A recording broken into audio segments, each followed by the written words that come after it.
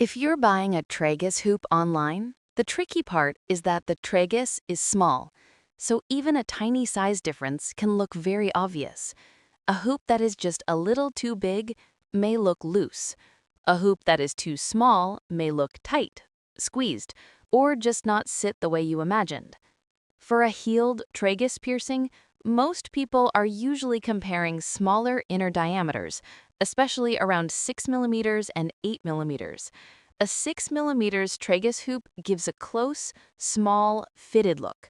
It can look very clean and minimal, especially if your tragus piercing sits close to the edge and your anatomy allows a snug fit.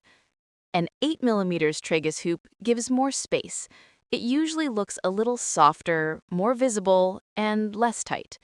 If you are buying online and you are not sure about your exact fit, 8 millimeters is often easier to compare. So instead of asking, "What size does everyone wear?" ask yourself this: do I want a tiny, close-fitting tragus hoop, or do I want a slightly more relaxed, everyday look?